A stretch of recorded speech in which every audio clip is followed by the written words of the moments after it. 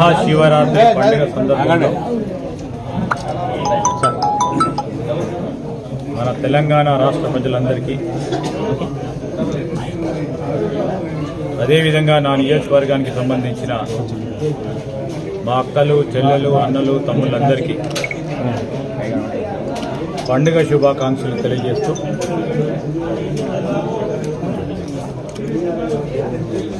ఆ పరమశివుడిని పూజిస్తూ రాష్ట్ర ప్రజలందరూ కూడా సుఖ సంతోషాలతో ఆయురారోగ్యాలతో అష్ట ఐశ్వర్యాలతో ఏ ఆటంకం కలగకుండా అందరూ బాగుండాలని ప్రార్థన చేశాం. అదే క్రమంలో కూడా మనకు వర్షాలు సరైన సమయంలో పడాలని గత సెప్టెంబర్ అక్టోబర్ మాసంలో వర్షాలు పడకపోవటం వల్ల కొన్ని ఇబ్బందులు ఎదుర్కొంటా ఉన్న రాష్ట్ర ప్రజలకి ఈరోజు రాష్ట్ర ప్రభుత్వం కూడా అప్రమత్తమై రాబోయే వేసవి కాలంలో ఎక్కడ కూడా త్రాగునీటికి సంబంధించిన అంశం విషయంలో ఇబ్బంది రాకూడదని ఒక ప్రణాళిక సిద్ధం చేస్తూ ఉన్నారు. పాటు ఈరోజు రాష్ట్రానికి సంబంధించిన మా మహిళా సోదరిమణులందరికీ అక్కలకి చెల్లెళ్ళకి అమ్మలందరికీ కూడా ఈరోజు మహిళా దినోత్సవ సందర్భంలో వారికి కూడా ప్రత్యేకంగా శుభాకాంక్షలు తెలియజేస్తూ ఉన్నాం. ఈ అంతర్జాతీయ మహిళా దినోత్సవ సందర్భంలో రాష్ట్ర ప్రభుత్వం కూడా ముఖ్యమంత్రి రేవంత్ రెడ్డి గారు ప్రభుత్వానికి సంబంధించిన మా సహచరులు మహిళలకు రాబోయే 2-3 రోజుల్లో మరొక ప్రత్యేకమైన కార్యక్రమాన్ని ఈ రాష్ట్రానికి సంబంధించిన మా మహిళా సోదరిమణులందరికీ కూడా వారి ఉపాధి సంకల్పన విషయంలో కానీ వారికి ఇంకా హక్కులు కల్పించడంలో కానీ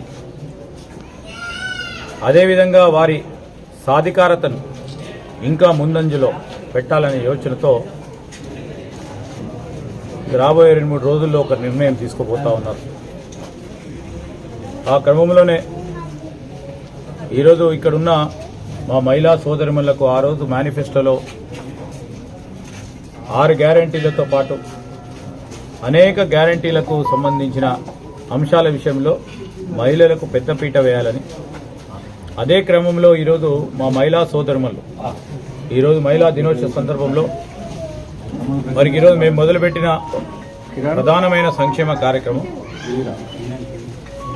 ఆర్టీసీ బస్సులలో ఆ అక్కలకి చెల్లెలకి అందరికీ కూడా ఉచిత బస్సు ప్రయాణం కలిగించడం, దానికి తోడు 500 రూపాయలకే సిలిండర్ని వినియోగదారులకు ప్రత్యేకంగా మహిళలకు సంబంధించి వారి ఉద్దేశించి తీసుకున్న నిర్ణయం భాగంలోనే దాన్ని కూడా అమలు చేస్తూ ఉన్నాం. 200 యూనిట్ల వరకు కరెంటు ఫ్రీ అనే ఈరోజు 6 గ్యారంటీలో ఈ ప్రధానమైన అంశాలని రాజీవ్ ఆరోగ్యశ్రీ కింద 10 లక్షల రూపాయల వరకు ఆరోగ్య బీమా కానీ ఈ ప్రధానమైన అంశాలను ఇప్పటికే ప్రభుత్వం అమల్లోకి తీసుకొచ్చింది. మేము ఇచ్చిన మేనిఫెస్టో 6 గ్యారంటీలను పూర్తి స్థాయిలో అమలు చేయాలని ఒక కాంక్ష, ఒక చిత్తశుద్ధి, ఒక ఆలోచన,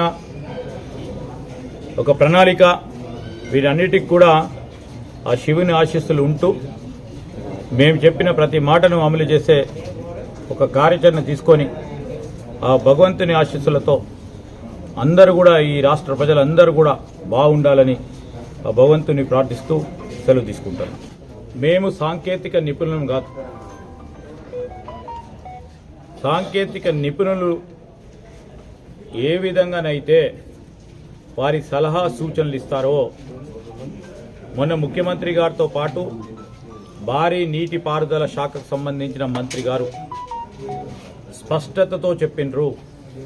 సాంకేతిక నిపుణులు ప్రధానంగా డ్యామ్ సేఫ్టీకి సంబంధించిన అధికారులు పూర్తి స్థాయిలో మరి పర్యవేక్షించి వారు చెప్పిన సలహా సూచనల మేరకు ఏమి చేయాలే ఈ కాళేశ్వరం ప్రాజెక్టుకు సంబంధించిన మేడిగడ్డ, అన్నారం, సుందిల్లా బ్యారేజీలకు సంబంధించిన అంశాలు ఏవైతే ఉన్నాయో వాటిని వారు చెప్పిన విధంగా ముందుకు తీసుకెళ్తామని ముఖ్యమంత్రి గారు చెప్పారు.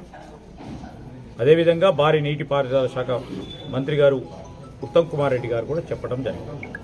అదే స్పష్టత, ఎవ్వరు ఏ పని చేయాలో అదే పని చేయాలి.